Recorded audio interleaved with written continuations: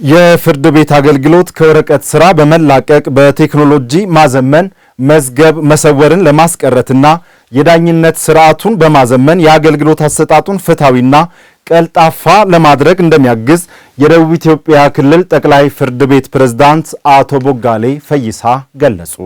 የዞኑ ፍርድ ቤት የተሻለ የፍትህ አገልግሎት መስጠት እንዲችልና የመልካም አስተዳደር ጥያቄዎች ፈጣን ምላሽ እንዲሰጥ አስፈላጊው ድጋፍ እየተደረገ መሆኑን የገለጹት ደግሞ የወላይታ ዞን ዋና አስተዳዳሪ ረዳት ፕሮፌሰር ሳሙኤል ተሰማ ናቸው። የወላይታ ዞን ከፍተኛ ፍርድ ቤት ለተገልጋይ ማህበረሰብ እየሰጠ ያለውን የዳኝነት ስርዓት የሚያዘምን የቴክኖሎጂ ስርዓት ማስጀመሪያ መርሃ ግብር አካሂዷል። አለማየሁ አልቶ ዝርዝራለሁ።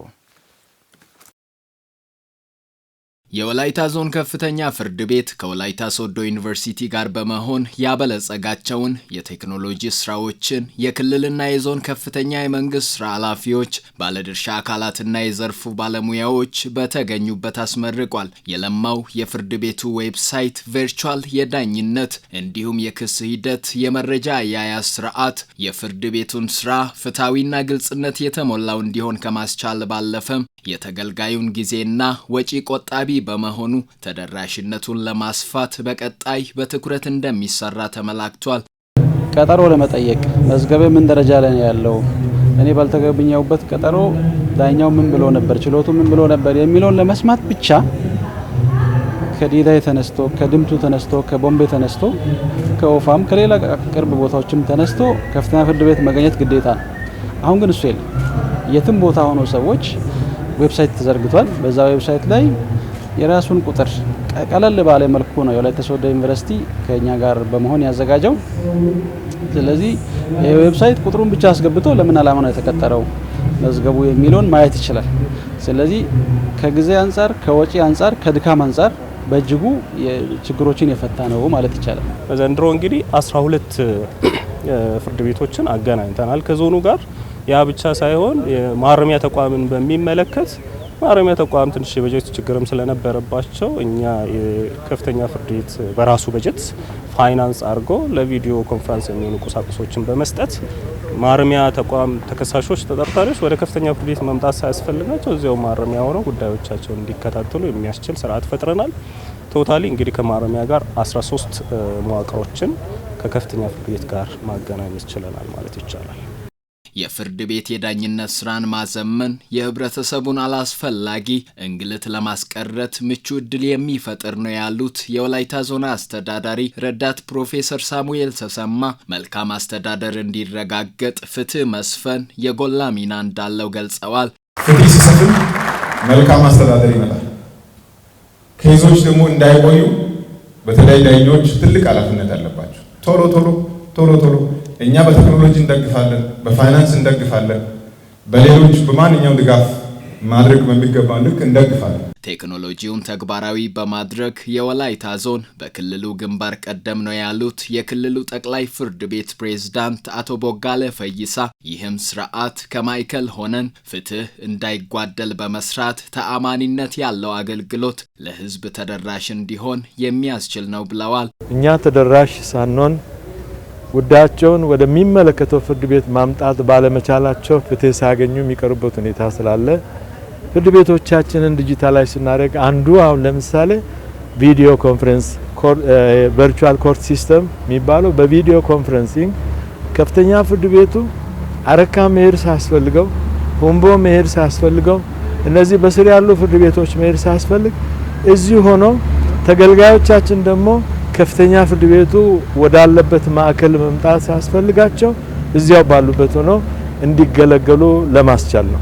ከዚህ ቀደም የመረጃ መሰወር፣ ጉቦና መሰል ሁኔታዎች ለፍትህ ማስፈን ስራ ማነቆ ሆነው መቆየታቸውን ያስታወሱት የመድረኩ ተሳታፊዎች ቴክኖሎጂው በዘርፉ የሚስተዋሉ በርካታ ችግሮችን የሚፈታ እንደሆነ አንስተዋል። ዳኞች ወደ ወረዳ ወይም ወደ ከተማ አስተዳደር መሄድ ሳይጠበቅባቸው ከፍተኛ ፍርድ ቤት ባሉበት ሆኖ በቪዲዮ ኮንፈረንስ ችሎት ሲያስችሉ ቆይቷል ማለት ነው።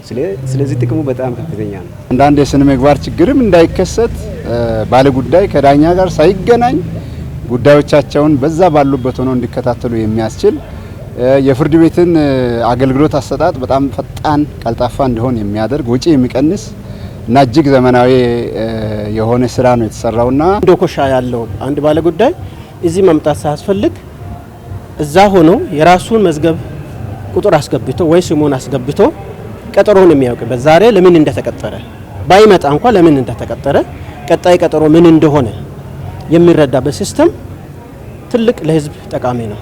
ቴክኖሎጂ ግብአት እንጂ ግብ አይደለምና ግልጸኝነትና ፍትህ የማስፈን ኃላፊነት የሁሉም የህግ ባለሙያዎች ኃላፊነት ሊሆን ይገባል። የኢትዮጵያ ብዝሃ አንድነት እንዲጠናከርና የህዝቦች መብቶች እንዲከበሩ ሰላማዊ ምርጫ ወሳኝ መሆኑን የደቡብ ኢትዮጵያ ክልል ምክር ቤት ማህበራዊ ጉዳይ ቋሚ ኮሚቴ ሰብሳቢ ወይዘሮ እመቤት ወንድሙ ተናገሩ። መንግስት ለጀመራቸው የልማትና የሰላም ስራዎች ከህዝቡ የሚሰጥ ድጋፍ ትልቅ አቅም የሚፈጥር መሆኑን የገለጹት ደግሞ የወላይታ ዞን ምክትል አስተዳዳሪ አቶ ተስፋሁን ታዲዮስ ናቸው። በወላይታ ዞን ዱጉና ፋንጎ ወረዳ የብልጽግና ፓርቲ የምርጫ ቅስቀሳና የድጋፍ መርሃ ግብር ተካሂዷል። አዲስ ዓለም ሞገስ ተጨማሪ አለው። በዚህ ወቅት የደቡብ ኢትዮጵያ ክልል ምክር ቤት ማህበራዊ ጉዳይ ቋሚ ኮሚቴና በዘንድሮ ምርጫ ብልጽግና ፓርቲን በመወከል ለህዝብ ተወካዮች ምክር ቤት እጩ ተወዳዳሪ ወይዘሮ እመቤት ወንድሙ እንደተናገሩት በህዝቦች መካከል ያለው የአንድነት መንፈስ እንዲጠናከርና መብትና ጥቅሞች እንዲከበሩ ሰላማዊ ምርጫ ቀዳሚ ጉዳይ መሆኑን ገልጸዋል። ብልጽግና የኢትዮጵያን ትናንት በማከም ነገዋን በመተለም ቃል የገባ ፓርቲ ነው።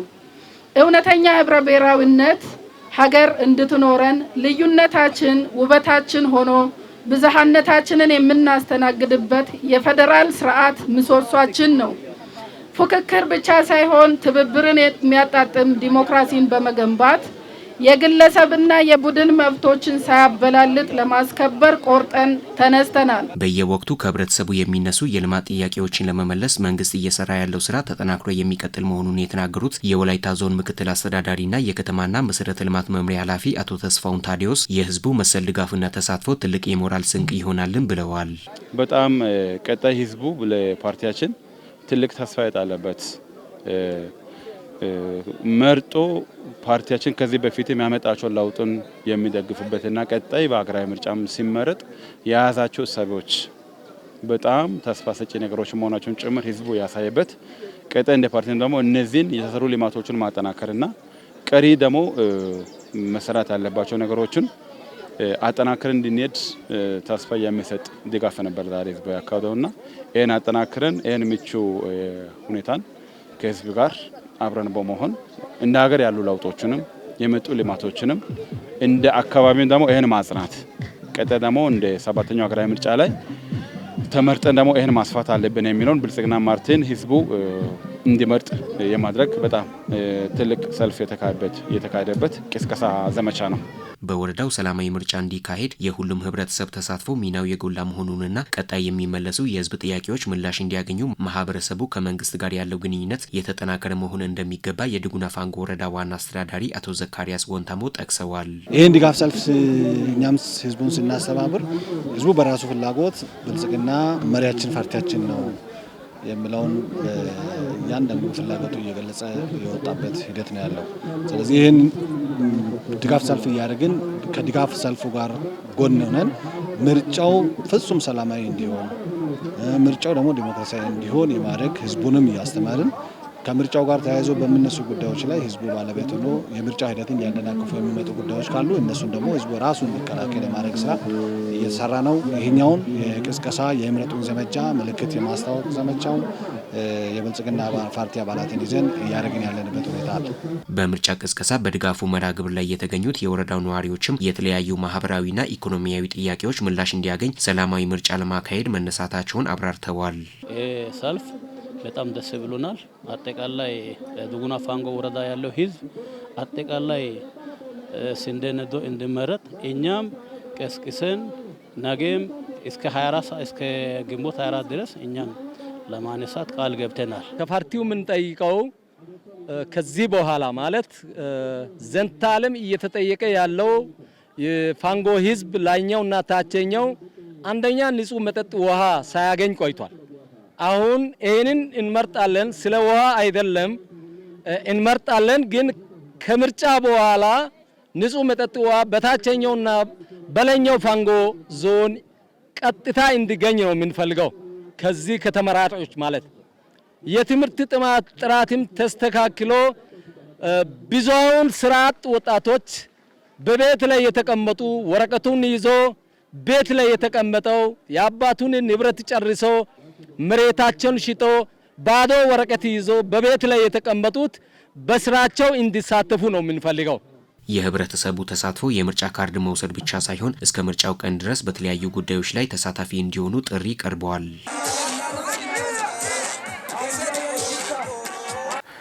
በወላይታ ዞን ዳሞት ጋሌ ወረዳ በሚያዝያ 15 ቀን 2018 ዓ.ም በደረሰው የመሬት ናዳ ምክንያት ከቀያቸው ተፈናቅለው በጊዜያዊ ማቆያ ለነበሩ ነዋሪዎች የቤት መስሪያ ቦታ ተሰጠ። የዞኑ ዋና አስተዳዳሪ ረዳት ፕሮፌሰር ሳሙኤል ተሰማ በናዳው ለተጎዱ ወገኖች ከቤት መስሪያ ቦታ በተጨማሪ አስፈላጊ የሆኑ የመስሪያ ቁሳቁስ ድጋፍ ተጠናክሮ እንደሚቀጥል ጠቅሰዋል። በአደጋው የተጎዱ ወገኖች በበኩላቸው እየተደረገ ያለው ድጋፍ እንዲቀጥል በመጠየቅ የቤት መስሪያ ቦታ በአቅራቢያቸው በመሰጠቱ መደሰታቸውን ገልጸዋል። ለአዲሱ ተፈራ ዘገባ እድገት እስራኤል። በወላይታ ዞን ዳሞት ጋሌ ወረዳ ሚያዝያ 15 2018 ዓመተ ምህረት በጣለው ከፍተኛ ዝናብ ምክንያት በዳሞት ተራራ ግርጌ ባሉት ቀበሌያት 2 ቀበሌያት በወሽጋሌና በኮናሳ ፑላሳ ቀበሌ በመሬት ናዳ አደጋ የ5 ሰዎች ህይወት ማለፉና በንብረት ላይም ጉዳት መድረሱ ይታወሳል። እነዚህን የማህበረሰብ ክፍሎችን በጊዜያዊ ማቆያ በማስቀመጥ መንግስትና ጉዳዩ የሚመለከታቸው አካላት ሰፊ የድጋፍ ስራዎች እያከናወኑ የቆዩ ሲሆን አሁን ደግሞ ከቦታው ለተፈናቀሉ የቤት መስሪያ 500 ካሬ ሜትር መሬት ለእያንዳንዱ ግለሰብ በኮናሳ ፑላሳ ቀበሌ የመስጠት ተግባር ተከናውኗል። በመርሃ ግብሩ የተገኙት የወላይታ ዞን ዋና አስተዳዳሪ ረዳት ፕሮፌሰር ሳሙኤል ተሰማ በመሬት መንሸራተት ምክንያት ለተጎዱ ወገኖች ከቤት መስሪያ ቦታ በተጨማሪ አስፈላጊ የሆኑ የመስሪያ ቁሳቁስ ድጋፍ ተጠናክሮ እንደሚቀጥል ተናግረዋል። ኑን ግን ሞታዳኒ ወይ ግድ ቆፍዶ ሀጋ አሳይ ጊታይ ቤተሰብ አሁ ቤተሰብ ደስ ናቲ ጮራ ዲዮ ገደስ እኛ እንደ ዞን ያሰብነው ሰፊ ቤተሰብ ያላቸው ወገኖቻችን ስላሉ 50 ቆርቆሮ ድጋፍ ካደረግን እናንተ የተቻላችሁን በማድረግ 7 ቅጠል ቤት ብትሰሩ የተሻለ ነው ብለን እናስባለን። እዚህ የሚሰሩ ቤቶች በፕላን መሰረት የሚከናወኑ ናቸው። የአካባቢ ከጥቂት ጊዜ በኋላ ከተማ ሊሆን ነው ያለው። ለቤት መስሪያ እኛ ናጺን የቤት መስሪያ እንጨት ለእያንዳንዱ ግለሰብ 4 ደርዘን ሚስማርና 50 ቅጠል ቆርቆሮ ድጋፍ እናደርጋለን። እናንተም የድርሻችሁን እንድትወጡ ላለው ካሬን ባሪን ከታ ከጤስ ሄጋሲ ከታ ከቲያ አናቲያራ ሚታ ሺሾጋ ኑ እንተና ማዳና ኑ ሞታ ከወተታዳን ሚታ እንት ኑ ሺሻና በወረዳው የመሬት መንሸራተት ስጋት ውስጥ ከሚገኙ ቀበሌያት 800 አባወራዎችን በአዲስ ቦታ ቤት ለመስራት የማመቻቸት ስራ መሰራቱን የዳሞት ጋሌ ወረዳ ዋና አስተዳዳሪ አቶ አለማየሁ ባርጌ ገልጸዋል። ችግሩ ከተፈጠረበት ቀን ጀምሮ ክልሉም ደርሶናል፣ ዞኑም ደርሶናል። በአጋጣሚ ክልሉ ለእያንዳንዱ ሰዎች ወደ 50 ቅጠል ቆርቆሮና 4 ፓኬት ሚስማር ለማገዝ ቃል ገብቶልናል። ዞኑም መንግስት እንጨት ካለበት የመንግስት ደኖች ካለበት አስቆርጦ አስፈልጦ ለማምጣት ለነዚህ የሚገባ ቃል ገብቷልና እንደ ወረዳ እኛ መሬት አዘጋጅተን ለግለሰቦች እነዚህ አደጋ የደረሰባቸውና በተጨማሪ ደግሞ ቀጣይ ስጋት ውስጥ ያሉ ያ ናዳ ቀጣይ አደጋ ውስጥ ሊያስከትል የሚችላሉ የሚለውን ሳይንሳዊ ጥናት ተደርጎ 80 የሚሆኑ ባሮችን በዛሬው ዕለት መሬት ርክክብ የምናደርግበት ዕለት ስለሆነ በዛሬው የምንገኘው እነዚህም ሰዎች ከመጠለያቸው ወጥተው ከኛ ጋር የራሳቸውን ርክክብ አድርገዋል። በአካባቢው መሰረተ ልማቶችን ለማሟላት መንግስት በቁርጠኝነት ይሰራል የተባለ ሲሆን ከዚህ ቀደም የሚመሩት ማህበራዊ ህይወት በማያስተጓጉል መልኩ የመደገፍና የመከታተል ተግባር ይሰራል ተብሏል። አካባቢው ደጋማ አካባቢ የቆዩ ሰዎች ከመሆኑ አንጻር የራሳቸው ማህበራዊ ህይወትን በማይናጋ ሁኔታ በአካባቢያቸው እንዲያገኙ በዛው ቀበሌ ጎረቤትና አጎራባች ያሉ ቀበሌያቶች ሰብሰብ አድርገን እዛው አካባቢ እንዲሰፍሩ እናደርጋለን። በተጨማሪ እዚህ ያለውም መሬት አለን። ይሄም ለምቶ ወደ መስመር እስኪይዝ ድረስ የራሳቸውን መሬት ላይ ለእርሻ እንዲጠቀሙም የተግባባንበት ነው። ግን ከጊዜ በኋላ ያ ቦታ ሙሉ በሙሉ ለቀው ለመንግስት ሰጠው እነሱ የሚበቃ ማሳ አዘጋጅተን ለመስጠት የተለያዩ ስራዎች እየሰራ ነው። ቅድም እንደተባለው ቤት መስሪያ ቆርቆሮ ይሰጣል፣ እንጨትም ይሰጣል። በአሁኑ ሰዓት መጠለያ ላይ ላሉ ሰዎች ቤት ቁሳቁስ ጭምር ምግብም ጭምር መንግስት እያቀረበላቸው ናቸውና ከተማ ወደ ደግሞ ካልድ ኦጊያ ካልድ ማብራቲያ ይህ አካባቢ ከተማ ሲሆን ቀጥለን መንገድ፣ መብራትና ሌሎች መሰረተ ልማቶችን ለማቅረብ እንሰራለን። እዚህ ያላችሁ እናንተ ደግሞ በአቅራቢያችሁ ለውጥ እንድታመጡ አደራ አላለሁ። መንግስት ሁሌም ቢሆን ከጎናችሁ ነው። ለደረሰው አደጋ እግዚአብሔር መጽናናትን እንዲሰጥ እመኛለሁ። ከዚህ በኋላ መሰል ጉዳቶች እንዳይደርሱባችሁ እንጸልያለን።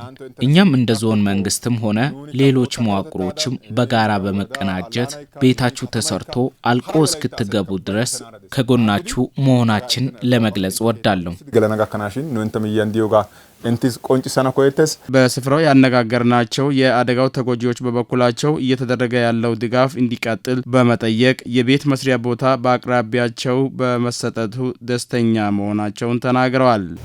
ከፕሎሳ ሙሸምፖይ ከአቶጌ ኑና አማንቶጋ ኑንካ የተሻለ ቦታ ነው። የኛም ነፍስ እንደተረፈ ለማወቅ ችያለሁ። ለተደረገው ድጋፍ መንግስትን እናመሰግናለን። ጉዳቱ ደርሶን በመጠለያ በቆየን ወቅት ቀለብ በማቅረብ የወረዳውና ቀበሌ አስተዳደሮች ሰፊ ስራ ሰርተዋል። በሌላ በኩል የሰጡት ቤትና መስሪያ ቦታ የተሻለ ነው። እናመሰግናለን። ኖዮቶሲ መካወይ ካይሞጋ እኪዲ ጋላቴቲስ ስጋትን ኩምራገታ እኪይሪ ኑናድኪን ቀበሌ ሞቲ በስጋት ተሞልተን ያለነውን እኛን ወደዚህ አምጥቶን የተሻለ እንክብካቤ አድርጎልናል። ወረዳውም ለቤት መስሪያ ቦታ በመስጠቱ እጅግ አድርገን እናመሰግናለን። ኑና ያገው ጋቲ ከይጋቴዲቴስ በወላይታ ዞን በተለያዩ አካባቢዎች መሰል የመሬት መንሸራተት አደጋ ችግሮች እንዳይከሰት ህብረተሰቡ ጥንቃቄ ማድረግ ይገባል የተባለ ሲሆን አደጋው በተከሰተበት አካባቢ የሚደረጉ ድጋፎችም ተጠናክሮ ይቀጥላሉ ተብሏል።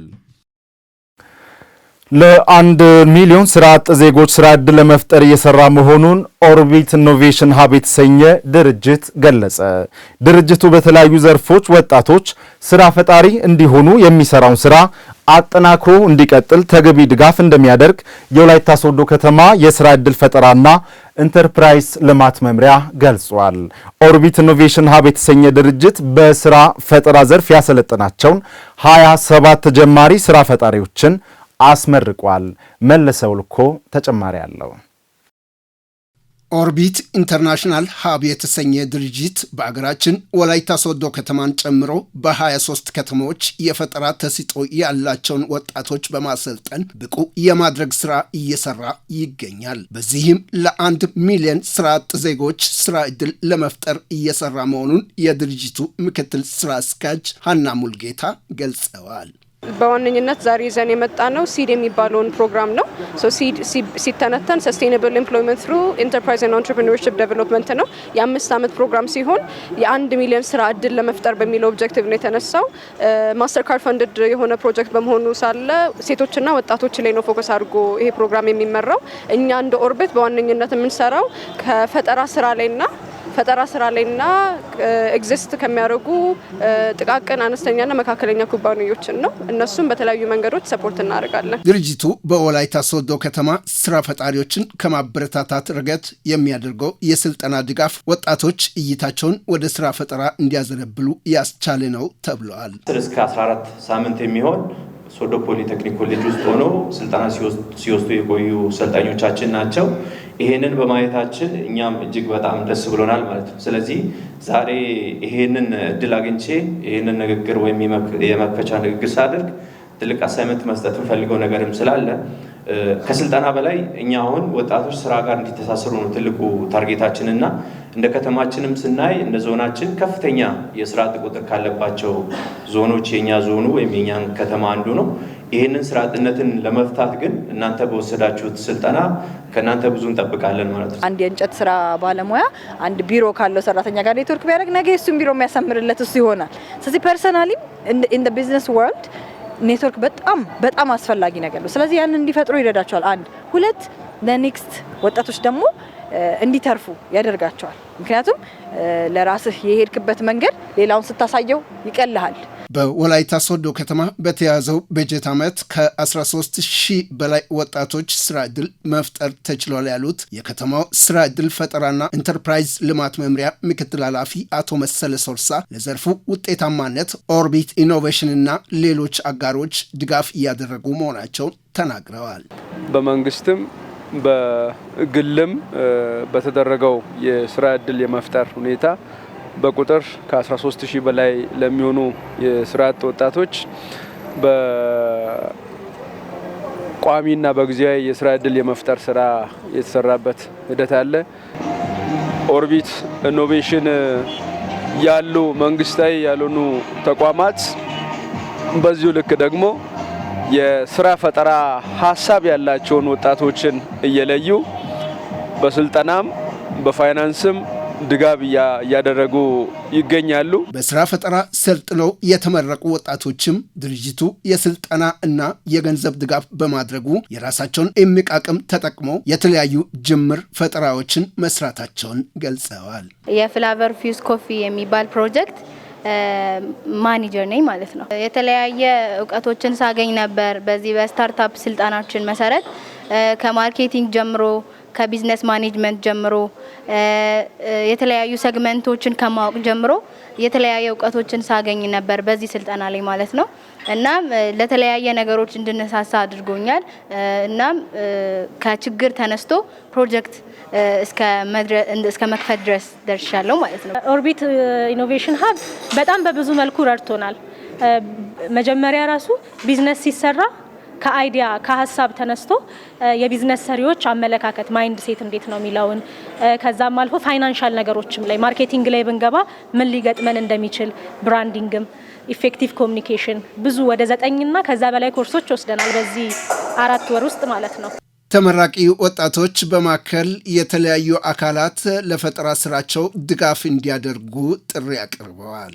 ስፔሻሊ ኮፊ ሃውሶች እና ሆቴሎች ምክንያቱም አሁን ክራውድን ነው በጣም ብዙ የሰው መጨናነቅ አለ ቡና ምናምን መጠጫ ቦታ ላይና ሰው ጠጥቶ ንቅት ብሎ ወደ ስራ ወደ ትምህርት ቤት መሄድ ፈልጎ ግን ብዙ ሰዓት እያባከነ ይገኛል። ስለዚህ አሁን ደግሞ አድቫንስድ ወርልድ እስካለን ድረስ መጠጣት ቡናችን ጠጥተን ወደ ስራ መግባት አለብን። ለዛ ነው ይሄንን ግኝት ያስገኘ ነው ማለት ነው። ስለዚህ ኢንቨስተሮች ማናገር ትችላላችሁ እኛን። ኦርቢት ኢንተርናሽናል ሀብና መሰል በወጣቶች ስራ ፈጠራ ዙሪያ ለሚሰሩ ወጣቶች የወላይታ ሶዶ ከተማ አስተዳደር ስራ ዕድል ፈጠራና ኢንተርፕራይዝ ልማት መምሪያ ተገቢውን ድጋፍ እንደሚያደርግ ተመላክተዋል። እንደ ኦርቢት ኢኖቬሽን ያሉ መንግስታዊ ያልሆኑ ተቋማት በዚሁ ልክ ደግሞ የስራ ፈጠራ ሀሳብ ያላቸውን ወጣቶችን እየለዩ በስልጠናም በፋይናንስም ድጋፍ እያደረጉ ይገኛሉ። ይሄ ለመንግስት ትልቅ አቅም ነውና ተጠናክሮ መቀጠል ያለበት ነው ብዬ አስባለሁ።